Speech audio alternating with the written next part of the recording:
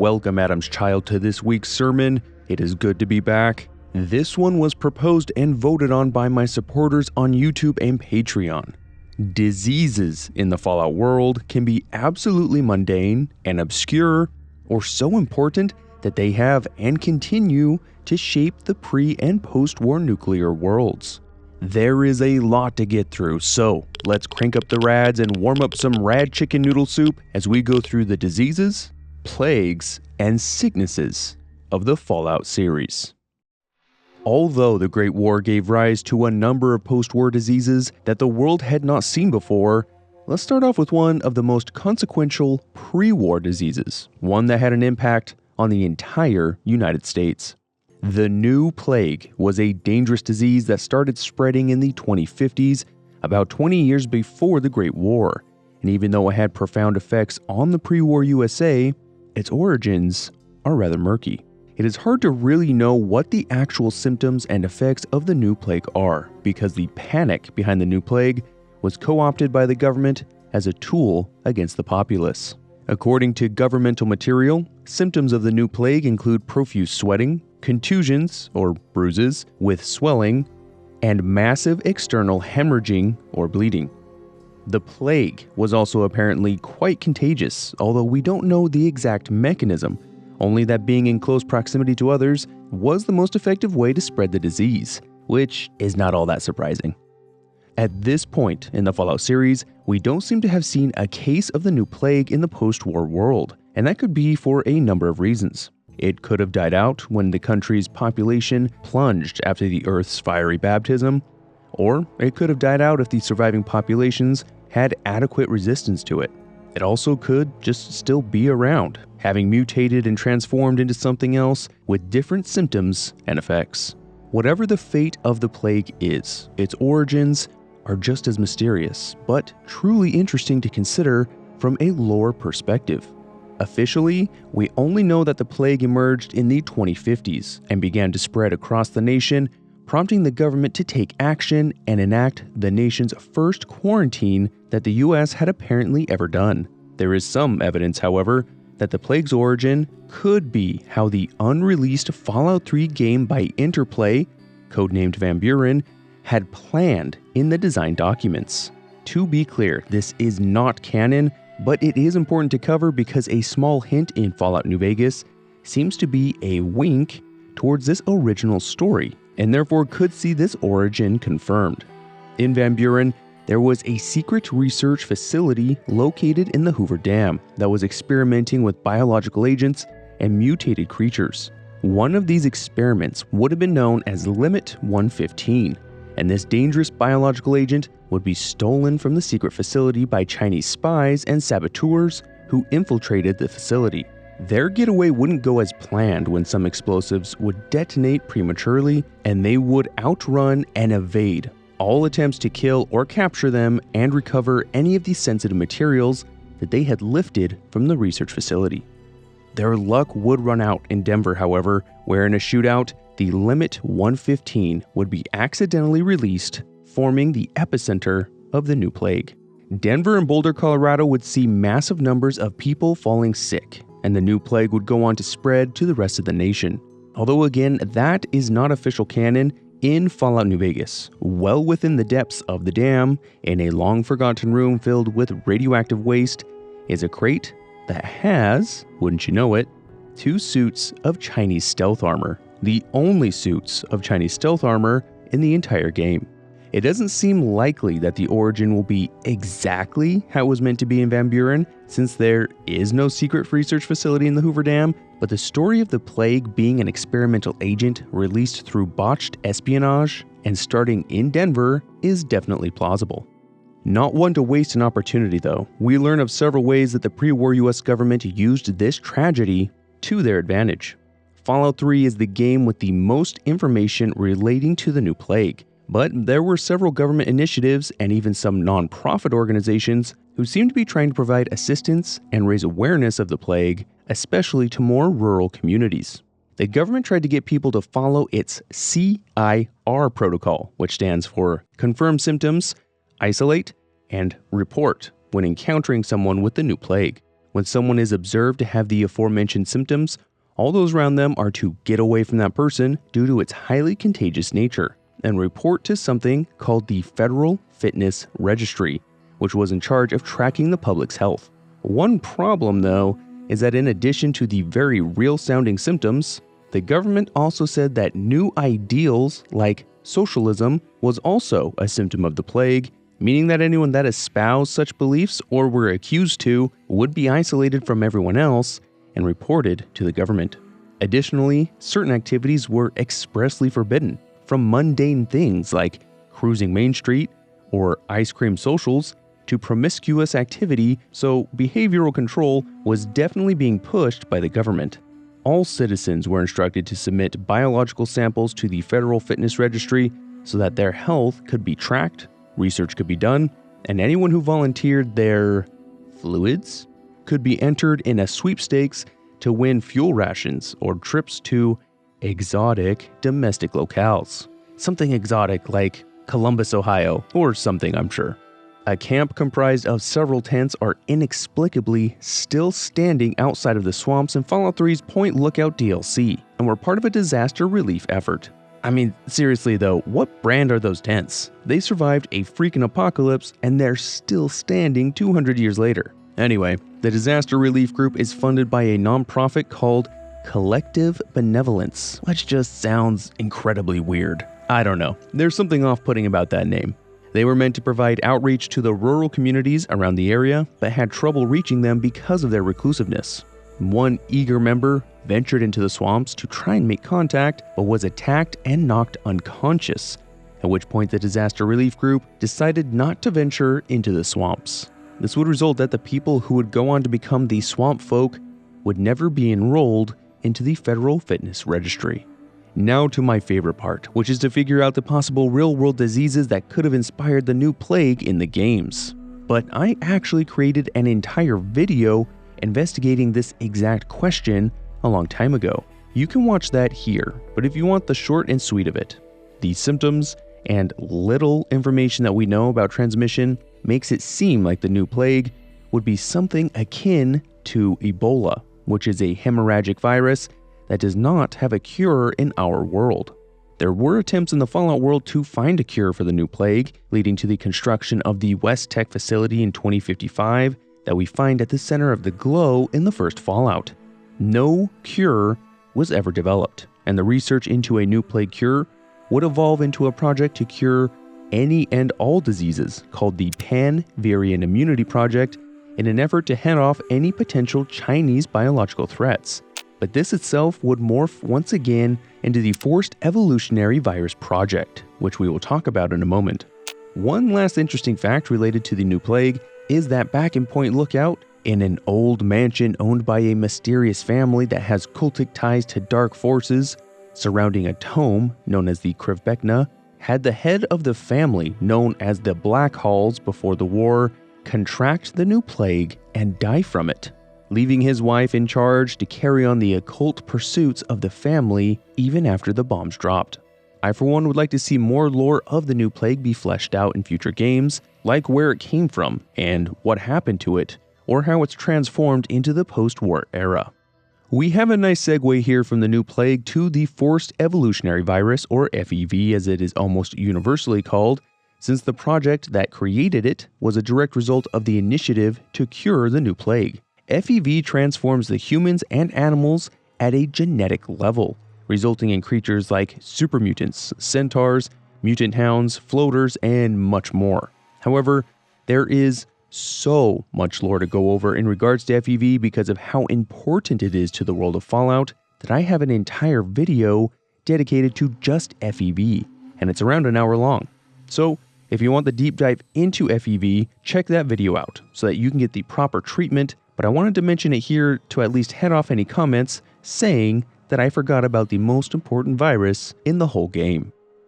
In an old, destroyed part of Vault 81 in the Boston era is a secret, unknown disease that has been waiting to infect the dwellers of Vault 81 for decades. Known only as the mole rat disease, this disease was created or modified by Vault Tech scientists and is either some sort of modified disease or a combination of diseases. The disease is only known to infect a large brood of mole rats that have made a hidden part of Vault 81 their home. A young boy from Vault 81 whose name is Austin, and potentially the player themselves, should they get bit by an infected mole rat. Or Austin, I presume. The symptoms vary quite a bit. The mole rats don't show any side effects or symptoms. They look like any other mole rat, most likely acting as carriers for this disease while not being affected by it themselves. Should the player get this nigh incurable disease, it has a small effect, only lowering the overall HP by 10 points, and even in the early game, this is a negligible effect. However, Austin, this young boy from Vault 81, falls seriously ill after getting bit by a mole rat, and based on his vital signs, the Vault 81 physician predicts that the young boy will die if some sort of new medicine or cure cannot be obtained. So it does seem like there are no outward physical symptoms of this mole rat disease, and it appears to only be passed on via a bite from a mole rat. The background of this disease has a number of twists and turns, but it gets its start right where you would expect: the secret area of Vault 81. Vault 81 is a vault that is still functioning in the Boston area in 2287 when Fallout 4 takes place, although it is increasingly hard to keep functioning as systems wear out and fail. This was not the intended purpose of the vault, which was originally intended to test out various experimental cures on the populace of Vault 81 without their knowledge. The research and development of various diseases would take place in the hidden part of Vault 81 that could administer the diseases, observe the effects, and then administer the experimental cures to see if they actually worked. The Vault Tech researchers were to focus on infectious diseases and antibodies that could arise from radiation-induced mutations that viruses or bacteria may experience, and therefore provide protection against emergent diseases in the post-war world. Ideally, this would make the Vault 81 residents completely immune to any and all diseases when and if they should ever emerge from the vault. The researchers were supposed to conduct their research in 3 phases. The first would test diseases in petri dishes. The second phase would be animal trials with provided animals, a species of naked mole rat, with the third and final phase being conducted on the Vault 81 populace without their knowledge. This entire plan would be derailed, however, by the Vault 81 overseer, Dr. Olivet, who was a last-minute replacement for the original overseer for Vault 81. Upon learning what the true purpose of the vault was, she was horrified and determined to keep the vault dwellers from being unwitting experiments. First, she sabotaged the call list for all the scientists and researchers, so that when the Great War erupted, none of them were informed to report to the vault. 3 researchers would still make it though and access the secret vault to start their Vault Tech mandated research. Dr. Olivet didn't want to tip off the researchers to the fact that she opposed Vault Tech's plan for the vault, and after some time of stringing the researchers along, she made her final move. She sabotaged all the delivery nozzles in Vault 81 that would spray any potential diseases from the secret vault, and she cut off all communication with the researchers permanently, leaving them alone to live out their days unbeknownst to the rest of Vault 81. Although the Vault 81 dwellers were safe and blissfully unaware, the angered researchers would carry on with their research, using the only living things they had, the mole rats. One researcher, Dr. Collins, would reprogram a Miss Nanny robot to be a lab aide, giving her a personality, a French accent, and naming her Curie. Curie would carry on the directive of Vault Tech even after all 3 researchers had passed away, creating a successful cure, but what she says about the cure itself is interesting. Curie says this cure is a broad-spectrum cure that works for the thousands of pathogens that were created and the researchers had infected the mole rats with, meaning that the mole rat disease may not be just any one thing, but a melange of pathogens and diseases that were forced onto the mole rats. The mole rats were not normal pre-war naked mole rats though. They had come from Vault Tech, larger than normal, and some were apparently even glowing. Researchers in the secret vault injected them with hormones and even irradiated some, which could explain why they are indistinguishable from the normal post-war mole rat. Vault 81 is not the origin of the oversized mole rats though. since Fallout 76 had them 200 years earlier, and even though they are burrowing all over the place, they have somehow not penetrated Vault 81 proper, nor have they made their way to the surface. Otherwise, we would probably see this mole rat disease out in the wild. The little boy, Austin, who got infected with the mole rat disease, only did so because a resident of Vault 81, Bobby DeLuca, was seen by Austin removing some panels in the generator room where Bobby would hide his chem stash. However, removing these panels revealed a door with a passage to the secret vault, and when Austin's curiosity caused him to remove the panel and explore this unknown area, he was bitten and rapidly fell ill. The sole survivor can volunteer to explore this secret vault and try and find something that will help Austin, usually contracting the disease themselves, because all it takes is one hit by a mole rat to get the disease. To make things even more difficult, power armor will not prevent transmission of the disease. If the player's companion gets attacked, it will cause the sole survivor to be infected, and even Protectron robots, should they be activated by the player and attacked, will also cause the player to get the disease. Just don't think about that one too hard. It just works. At the end, Curie will present the cure to the player. However, it is the only remaining one. All the other cures have degraded due to the ravages of time, since they were all produced around 2204, over 80 years prior. So, the decision usually comes down to this. Do you use the only known cure to cure yourself and get rid of that 10 HP debuff, or do you use it to cure Austin and save his life? Since this is an unknown disease, Austin is being isolated to the medical wing so that the rest of the vault doesn't get sick. But it appears that transmission can only be done with a bite, so from saliva to the bloodstream. But the disease is otherwise incurable except for the one experimental cure that survives. Although a debuff of minus 10 HP can totally be forgotten about, the constant presence of that little infection symbol in the corner is the worst side effect of all. When considering a possible real-world analog to this disease, there are a number of considerations that kind of make it hard. The disease seems to be more dangerous for children than adults. It seems to only spread with a bite, so from saliva to blood, but the disease could be anything from 1 to 1,000 pathogens, having been mutated with radiation by the researchers, since that was the whole point of their research. There is a rodent-related disease known as rat bite fever, which is, of course, transmitted with a bite and is bacterial in nature. It usually will cause fever, swelling, joint pain, and vomiting, but in extreme cases can cause excess fluid to build up in the body, and if the infection travels to the vital organs, it will become life-threatening. There is a chance that the mole rat disease is this, or some mutated form that is much more virulent after being changed by the researchers.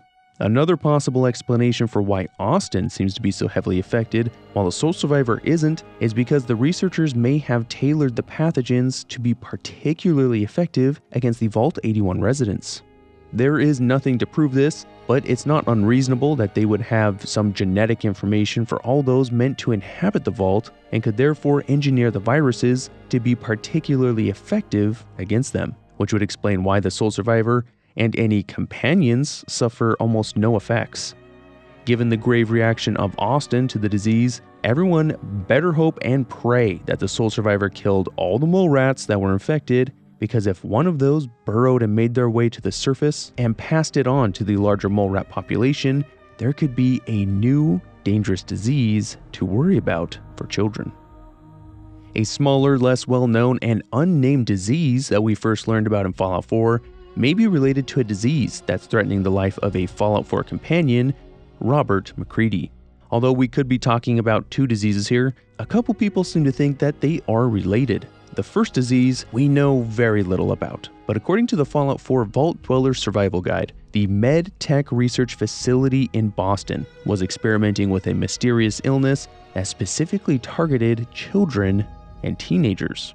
We know nothing else, but a cure for the disease was also created and is believed to be in the Med Tech Research Facility, which was locked down just before the bombs dropped. The other disease that seems related to this medtech created children's disease is one whose most prominent feature is that it causes blue boils to develop. The aforementioned companion, Robert McCready, has a young son who came down with this unusual and seemingly rare disease, but another man in the Commonwealth also caught this disease, the blue boils being the main clue. He and a friend named Sinclair searched for a cure, convinced that the medtech facility had one, and even got as far as getting the security codes to lift the lockdown on the building before Sinclair's friend succumbed to the illness and passed away. Although we can help McCready get the experimental cure, and he is quite confident that it will cure his son, we never get confirmation that it does work. If it does work, then it's possible that this is the same illness that was being researched at MedTech and maybe somehow escaped the research facility despite its lockdown. A small note here too is that in the unfinished Fallout 3 game, codenamed Van Buren, one of the names for the new plague would have been the Blue Flu, which seems like a mighty fine coincidence. But since a cure seems to exist for this blue boil disease, and one was never developed for the new plague, there's a good chance that the blue boil illness afflicting a few people on the East Coast is not the new plague. However, what is in-game and what the real-world analog could be to this disease is just impossible to say at this moment until we get more information.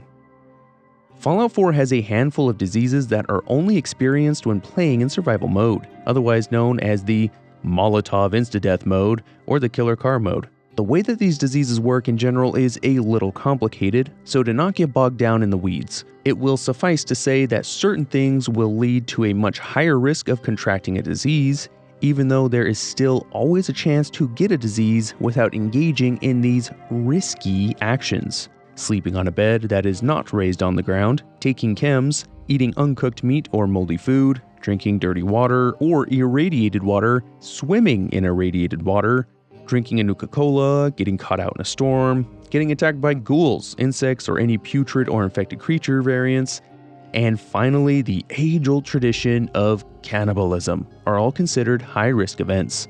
So good luck avoiding all of those things on any playthrough.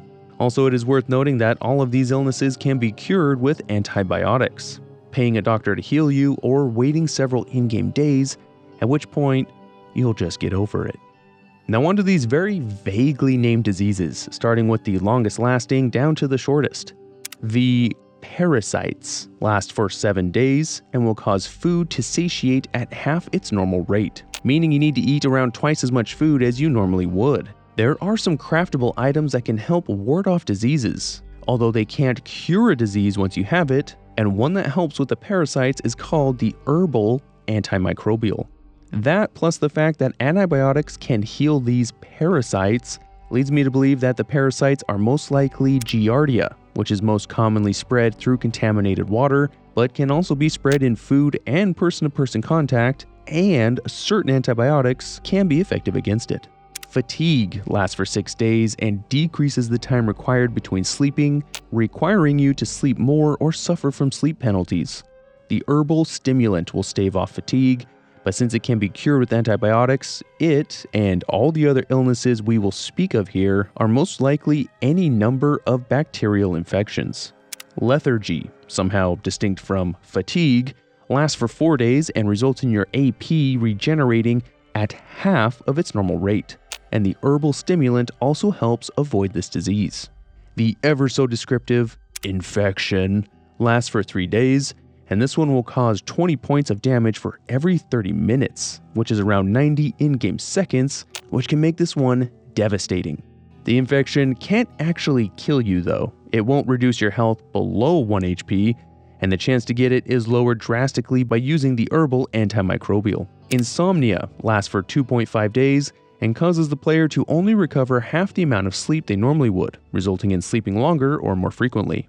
The herbal anodyne helps against contracting this. And lastly, weakness, which lasts for 2 days, which causes the soul survivor to take 20% more damage than they normally would, which I'll have you know is 20% more than you ever really want.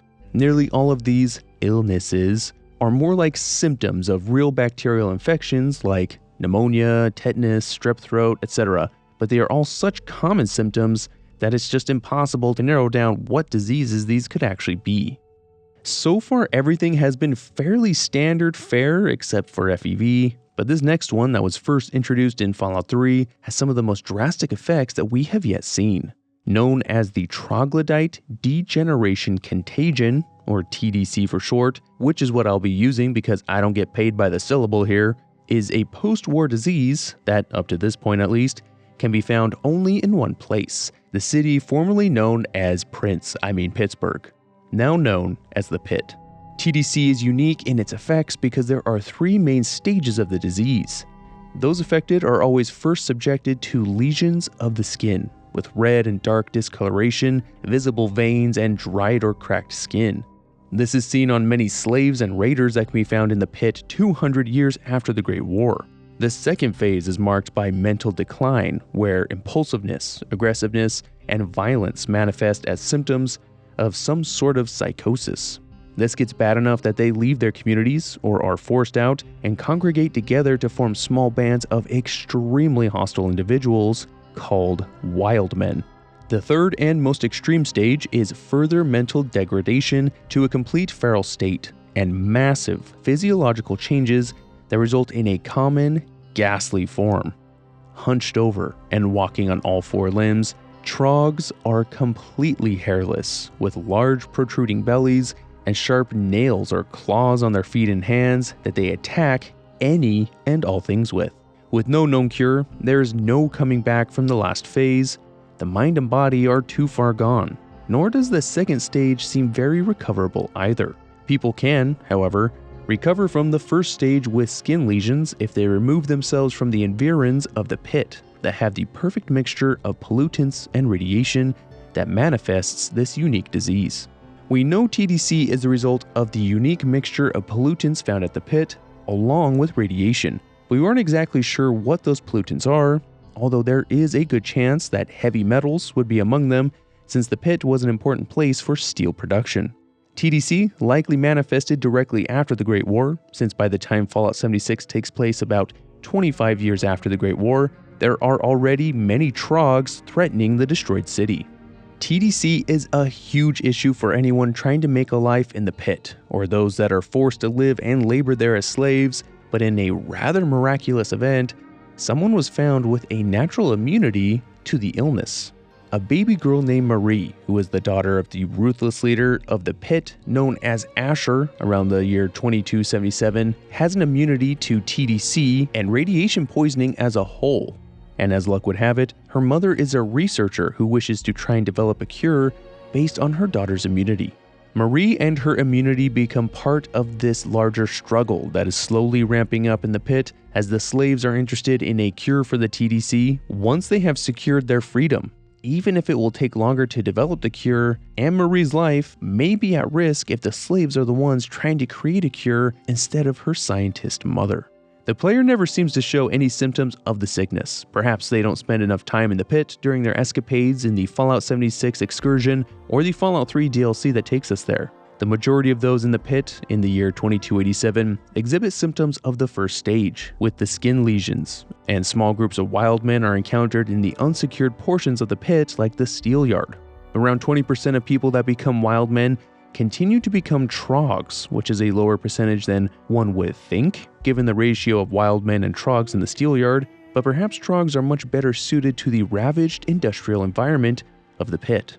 Interestingly, 100% of those that are born with the condition will completely degenerate into Trogs at some point in their life, so children are far more susceptible to TDC. TDC does not appear to be transmissible and is completely dependent on the environment and how it interacts with individuals of varying genetics.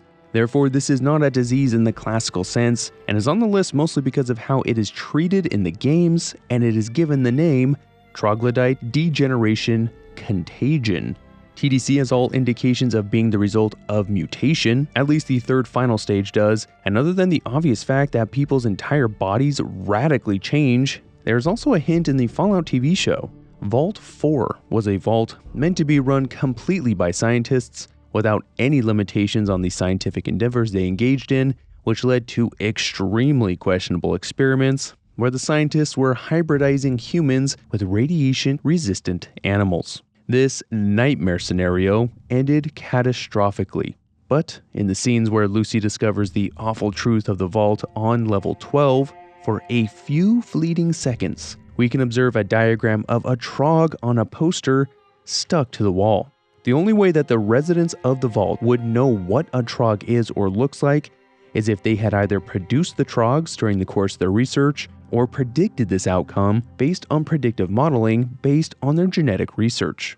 Thinking about what TDC could be, I think there is evidence that the first two stages are related to heavy metal poisoning, and the third stage is a combination of the poisoning and radiation that leads to a common mutation pathway. Heavy metals like chromium and thallium can cause loss of hair, skin dryness, scaling, sores, or lesions depending on a number of factors, and this, along with the effects of radiation, could explain the first stage. Metals like mercury and lead have severe neurological effects like increasing aggression, mood swings, memory loss, and cognitive deficits. In the case of mercury poisoning, it can manifest as rashes on the skin and dermatitis. So toxic levels of either of these substances could be causing the mental decline in both the second and third stages. Finally, the radiation, in conjunction with the pollutants, seem to cause a similar mutation that affects 20% of those infected with TDC. This most likely means that 20% of individuals have the same genetic vulnerability, while the majority of people respond differently to the toxic and radioactive cesspool that is the pit. Although TDC can be considered a post-war illness, all the ingredients were there all along. The Great War just helped crank up those rads to the required levels. What is definitely a post-war disease and one of the most threatening on this list was introduced in Fallout 76, known as the Scorched Plague. The Scorched Plague can affect a large swath of organisms, which includes humans and most creatures that can be found in Fallout 76, with the most telltale sign being the skin or scales transforming to a pink flesh color. Humans are unique though, because they seem to be the only one that undergoes several stages once infected. The skin will actually darken and smell like ash at the first stage, after which a biochemical reaction will cause hot, angry lesions to break out all over the body, giving the appearance of embers. After some time, the second stage will happen. The skin will split open, revealing a new pink, fleshy appearance, and it is at this point that the illness is completely irreversible. Physical symptoms will continue to develop in the form of ultracite, a unique material first discovered in the Appalachian region, with ultracite crystals growing through the skin, seeming to pierce it and cause bleeding. Scorched humans at this stage lose much of their cognition, although they are able to use weapons and speak limited phrases, but all scorched creatures at this stage are able to communicate with their new leader, the Scorch Beast Queen, and they all have a unique radioactive signature. Humans are also distinct, however, because they are the only ones that will continue to an end stage of the disease, where their body becomes dark like charcoal, cut with ultracite veins and crystals. The entire body becomes brittle, so much so that touching or sometimes simply walking by one can cause the mummified corpse to just collapse into dust. As awful as these symptoms and stages are, I can assure you that the background and other details just makes it so much worse. The Scorched Plague is an unholy combination of several man-made endeavors and disasters, a perfect storm of sorts, and a symbol of mankind's recklessness. The story actually starts with a mining company known as Atomic Mining Services, or AMS for short, who rose to prominence in Appalachia because of their unorthodox method of mining, which was literally just to detonate nuclear bombs, particularly in old abandoned mines, in order to dig to even greater depths. There was an unintended and potentially very lucrative side effect to this nuclear mining though. AMS found that post-detonation, a new, green, and radioactive material started to develop through some unknown mechanism. Ultracite crystals started to grow and were quickly gathered for research and were determined to be an incredibly energy-dense material that, when used correctly, had the potential to power the pre-war United States. This started the shift of AMS from a mining company to an alternate energy company and resulted in many locations in Appalachia being mined for ultracite through this new nuclear method. No other location was more affected than what became known as the Glassed Cavern, which, as the name suggests, had undergone detonations, growing ultracite to be harvested. AMS, like most companies, did not survive the Great War, and the glassed cavern would find a semblance of peace with the cessation of ultrasite harvesting, and it would become a natural haven for a number of creatures, including local bat populations. As the Great War unfolded, government and military leaders and personnel would converge on the White Springs bunker. But the secret Enclave faction within the government quickly culled all non-compliant persons and took over the well-stocked bunker under the White Springs Resort. The Enclave were engaged with many things, one of those being research on the flora and fauna of Appalachia and seeing how the nuclear exchange had affected them. They weren't just content with observing these changes, however, but also conducting experiments themselves. And one such experiment involved the Appalachian Enclave scientists exposing local bats in the glass cavern to unknown biochemical agents. The bats didn't seem to show any reaction, but over time, as they nested among the ultrasite crystals in the depths of the glass cavern, a reaction was occurring. The biochemical substances, along with the ultrasite crystals, and possibly the radiation associated with the ultrasite crystals, caused an infectious pathogen to mutate and take hold in at least one unlucky bat. That bat was recovered by the Enclave, and upon inspecting it, the Appalachian Enclave's leader, Thomas Eckert, thought it could be the answer he had been looking for. Eckert was a jingoistic former Secretary of Agriculture who ruthlessly took command of the Appalachian Enclave and White Spring Bunker and was furious about what the Chinese had done to his country. To that end, he wished to awaken the nuclear silos within Appalachia that had not gone off to strike another decisive blow against his communist enemies. But in order to raise the automated DEFCON levels to the required status, he needed to create a threat. Hostile robots known as Liberators and super mutants had not been enough, but perhaps this new mutated bat could tip the scales in his favor, and he ordered more to be made. And these creatures would become known as Scorched Beasts. The Enclave in Appalachia would collapse from infighting. Eckert's plans were too hard to justify for many, and the White Spring Bunker's AI, known as Modus, killed the remaining members of the Enclave when they attempted to destroy him. This left the Enclave-created Scorched Beasts completely uncontrolled, and they would rapidly take hold in Appalachia, but it wasn't their enormous size or even their ferocity that made them such a grave threat. They were the super spreaders of what would become known as the Scorched Plague. The Scorched Plague would become an existential threat to human habitation of Appalachia, causing the demise of groups like the Appalachian Brotherhood of Steel, the Responders, and the Free States. Not long before 2102, when Vault 76 was scheduled to open, the Scorched Plague would either kill or drive out every single human in the area. And many people feared that unless contained, this incurable plague would spread across the entire continent. There were several well-founded reasons for this assumption. The plague is spread through spore-like particles that fall from the Scorched Beast as it flies around, and also by direct contact with someone who is infected.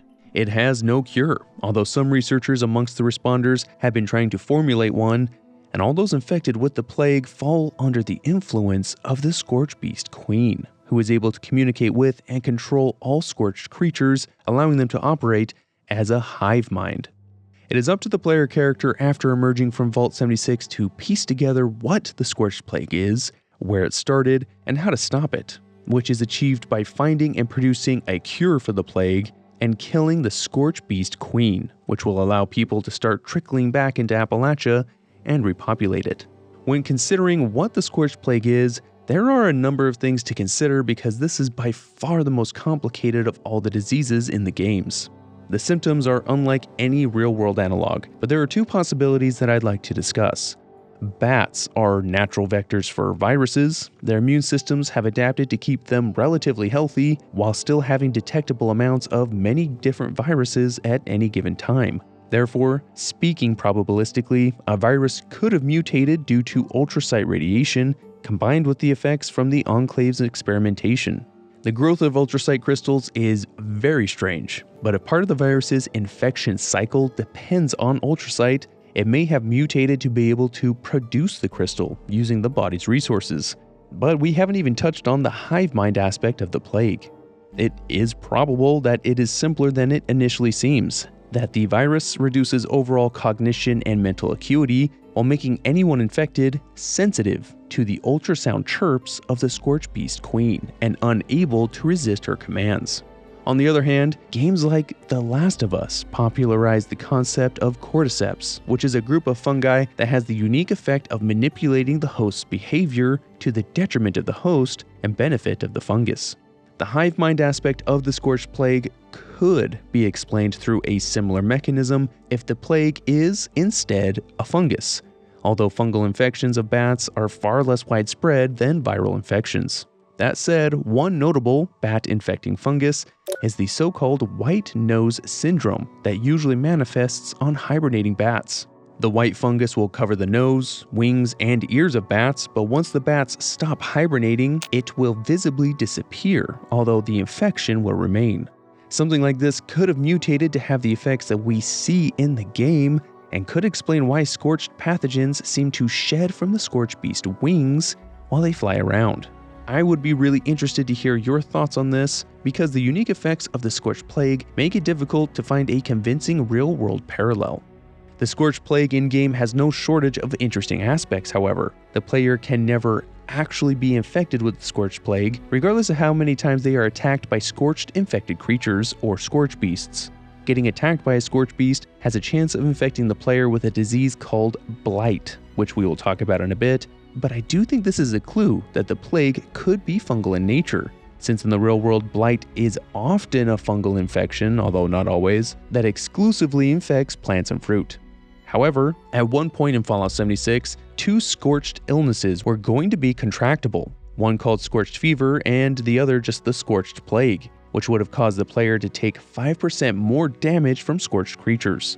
This was never fully implemented. However, when trying to think about why we never get the Scorched virus, it's possible that some level of resistance just comes naturally to the player, as the responders had observed that certain animals like mole rats, wolves, and even ghouls were all apparently immune to the Scorched Plague and served as the basis for pursuit of a cure. Some other creatures that are never observed in a scorched state are Brahmin, radstags, and supermutants, although some supermutant behemoths can actually become scorched. And scorched supermutant variants were included in the game files but not fully implemented.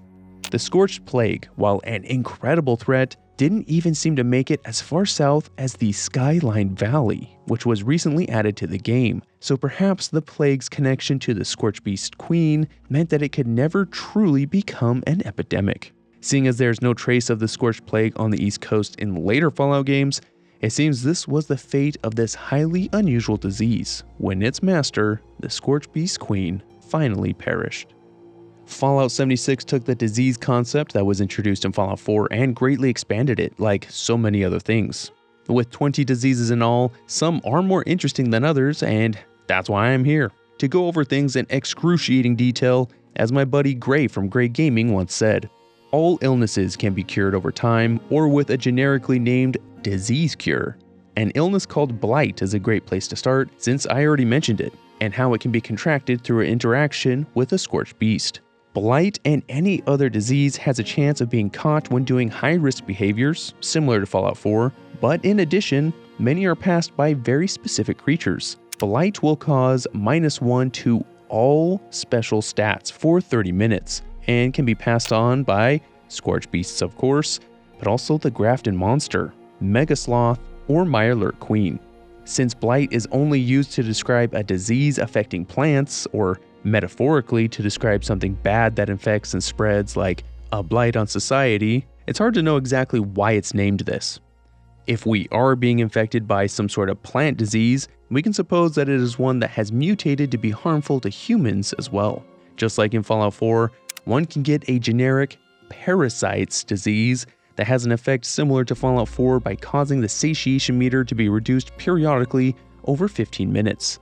It has a 5% chance of being contracted by diseased ticks and blood bugs, swimming in water, and eating raw mute fruit or cream. Similar to Fallout 4, I think Giardia is still the best explanation for what this actually is.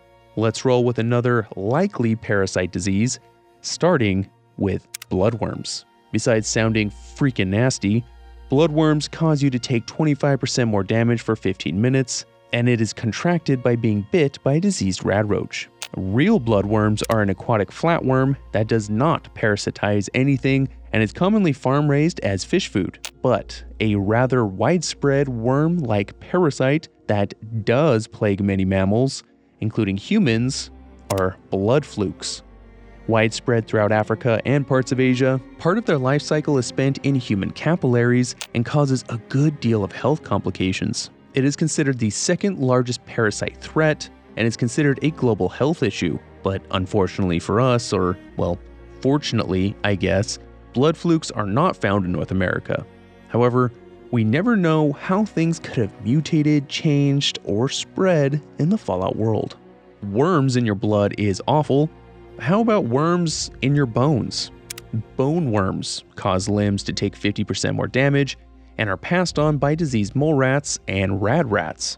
Apparently, the worms weaken the bones, therefore making the bones break more easily. However, bone worms in the real world live on the ocean floor and thrive off of whale carcasses that sink to the depths.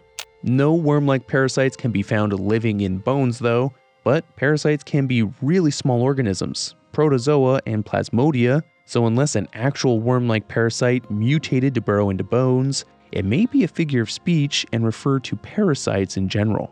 Finally, we come to my favorite of all for obvious reasons, radworms. Radworms increases radiation damage taken by 50%, which for those not blessed by Adam could be a problem, I suppose. It lasts for 15 minutes and is contracted when attacked by any ghoul for a 10% chance or any super mutant hound for a 15% chance. The effect is interesting. It causes us to take more radiation damage, so it doesn't sound like the worms themselves are constantly emitting radiation, otherwise we'd be constantly irradiated as long as we're infected. Rather, they seem to react to being irradiated, and perhaps they infest all ghouls because of that constant source of radiation. Which reminds me, I should probably go take my rad dewormer.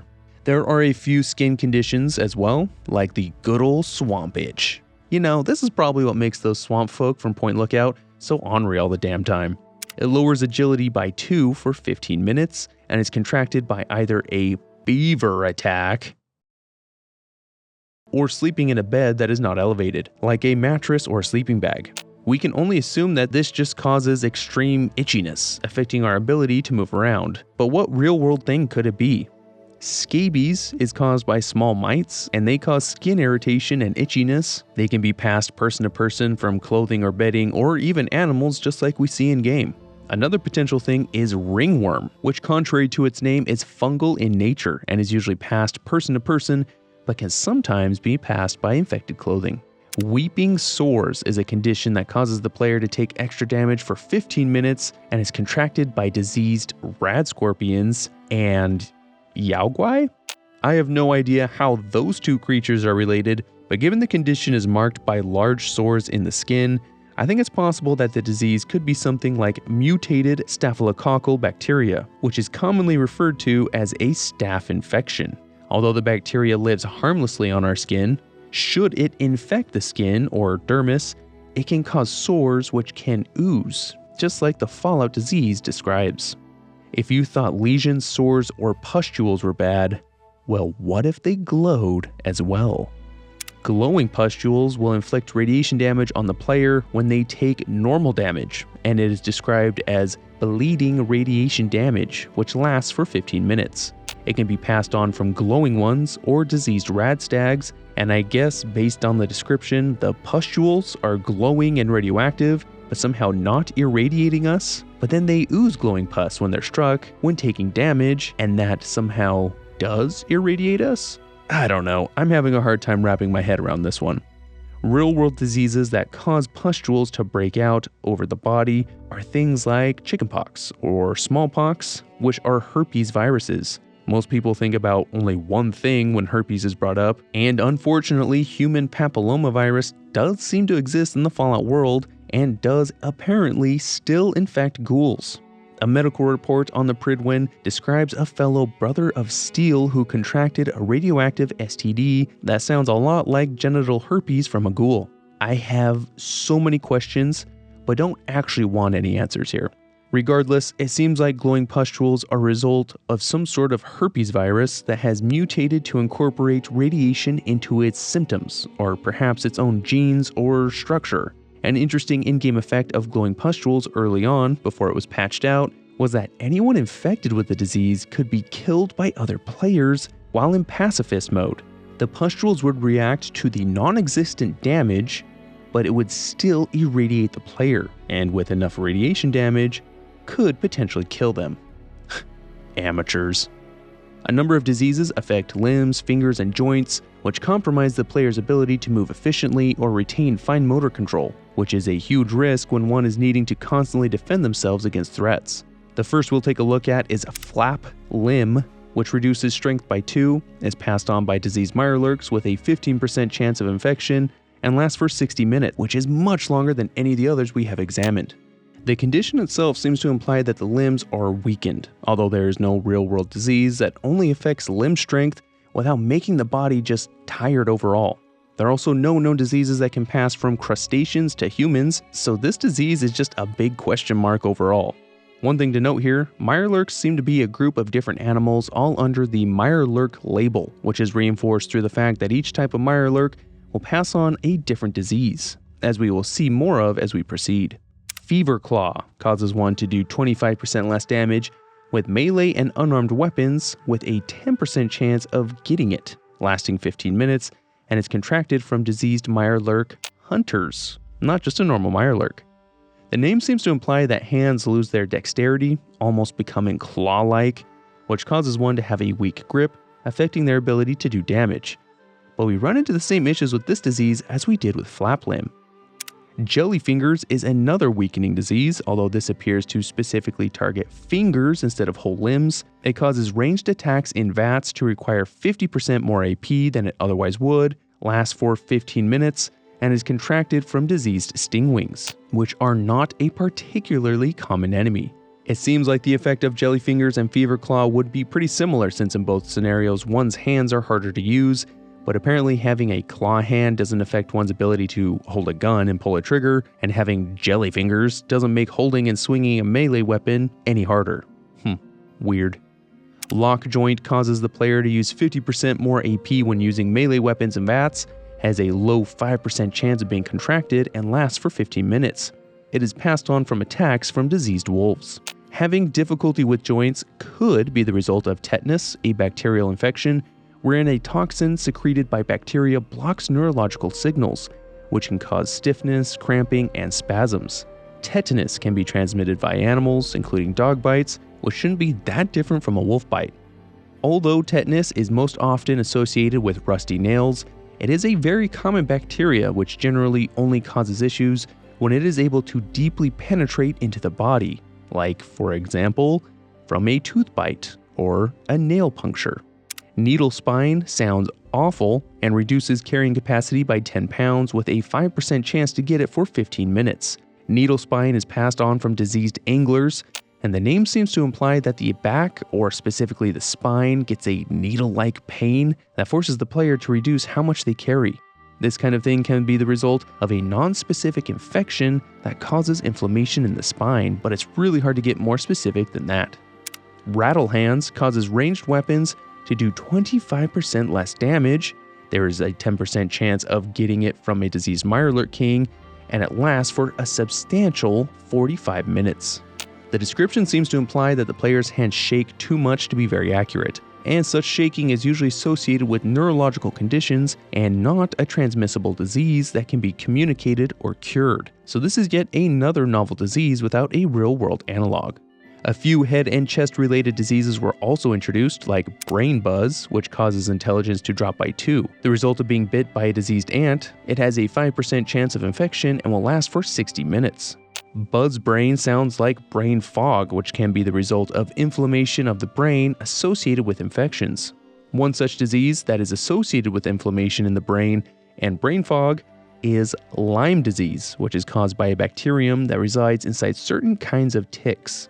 It would therefore be appropriate if this was passed on from diseased ticks, since they were introduced in Fallout 76, but there are otherwise no known diseases passed from ants to humans, so perhaps Lyme disease mutated to infect other kinds of arachnids and insects. Snot Ear sounds like a great time. Reduces perception by 2, has a 5% chance of getting it, and is passed on by diseased gulpers and snallygasters, lasting for 15 minutes. The name seems to imply one's hearing is significantly impacted by the clogging of the ear canals. Perhaps the disease is something similar to swimmer's ear, where an infection within the ear canal causes the body to respond with excess wax buildup and ear discharge, which kind of sounds like what's happening here. Shell shock will drain AP when you take damage, has a 15% chance of being caught from a diseased mongrel or deathclaw, and lasts for 45 minutes. Given the name and effects, a deathclaw sounds very appropriate, but a mongrel? I would honestly think a larger, more devastating creature would be more appropriate, like, wait for this, a Mirelurk queen, because shell shock. Shell shock. Get it? Shell? Yeah, you don't get it. Anyway, shell shock is not a communicable disease like the rest, being a psychological and also a physiological condition. Trauma to the brain from large sudden impacts like explosions and jarring movement can cause micro tears in the brain, the accumulation of which causes traumatic brain injuries shortened to TBI, whose symptoms can be similar to what was once deemed shell shock. Alternatively, shell shock could be PTSD, which again can be related to TBI, and I don't think anyone would be surprised that a creature as large and dangerous as a deathclaw could cause serious trauma. Interestingly, the term shell shock became popular right after World War I, but was not long after banned as a descriptive term in the British military. Sludge lung reduces max AP and AP regeneration by 50, is contracted from toxic air or a Wendigo attack, and lasts for 60 minutes. The disease seems to imply that a buildup of material in the lung reduces overall lung capacity and therefore energy levels, or the ability to do much of anything before becoming winded, perhaps coughing up some sort of sludge as a result as well. Getting it from toxic air makes me think it could be something similar to black lung, which developed over time due to particulate matter getting caught in the lungs from coal mining, and would heavily impact miners' health and cause them to cough up black mucus. The fact a Wendigo can cause this is interesting, because it seems like a totally different pathway from toxic air and could be more along the lines of a lung infection like pneumonia or bronchitis. Before we get to the last two, which I find the funniest of all the diseases, inasmuch as the disease can be funny, there are two rather mundane ones. Dysentery causes one's water meter to go down faster than normal, lasts for 15 minutes, and is passed on by eating raw vegetables, spoiled meat, or swimming through toxic water. Dysentery is caused by a number of bacteria, but is characterized by heavy diarrhea, fever, vomiting, etc. And those bacteria can be found in the same things that cause diseases in Fallout 76. Heat flashes lowers endurance by 2 and can be passed on from a diseased honeybeast with a 15% chance, lasting for 45 minutes. Feeling flushed or overheating is common with a number of common infections, so we can't really pin anything down here, but hear me out, let's just all pretend that our characters are instead going through menopause. Alright, time for the best ones. What would you guess a disease called swamp gas would do? If you guessed seeing UFOs, you should be right, but you're not. Swamp gas reduces one's charisma by -2, is passed on by diseased bloatflies for a 5% chance, and lasts for 15 minutes. What could possibly cause someone to be so much less charismatic after getting injured by a bloatfly? Unrelenting, face-melting farts would probably do the trick, and that is what the name seems to imply. The fact that it is caused by a diseased bloatfly is concerning, to say the least, because bloatflies attack by shooting their larvae out of their thorax, which if they do this for reasons similar to the real-life botflies, the larvae should burrow into the host's skin and begin gestating. And maybe this is what is causing a stinking putrid smell. This is definitely one of the worst, both in its effect and the potential mechanics behind it. And lastly, the weirdest of all, the enigmatic whoopsies. The strange name makes more sense when you realize that it decreases luck by 2 for 15 minutes, somehow making the player less lucky or perhaps somewhat of a klutz.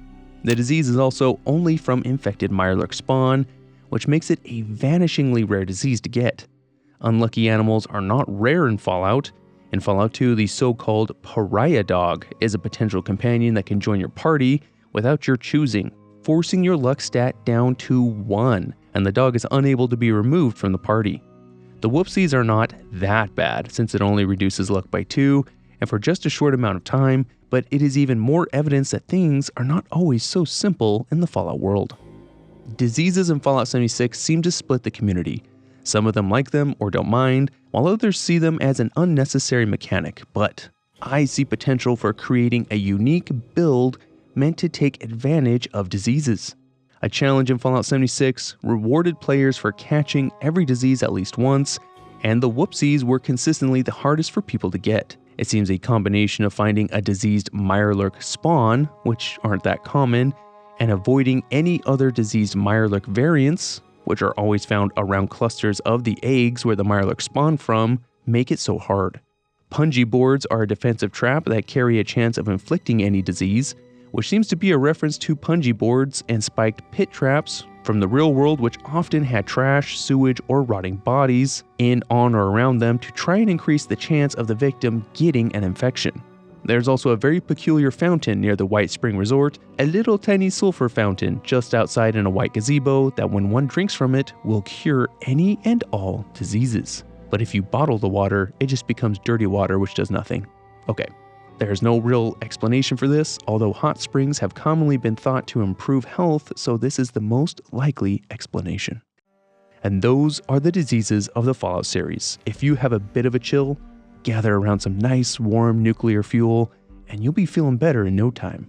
I want to give a big welcome to the new supporters, Chubby Dinosaur and MB Mole Miner, and of course, hello once again to all those who have rejoined. I really appreciate your support. That helps me to bring content as quickly as I do, and it is always humbling to see how much people enjoy my work.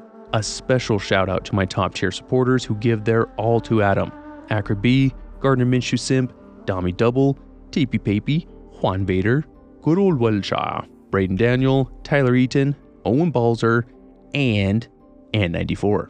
Take care of yourselves, everyone. Those bone worms are no joke. Bask in Adam's glow, and I will see you soon.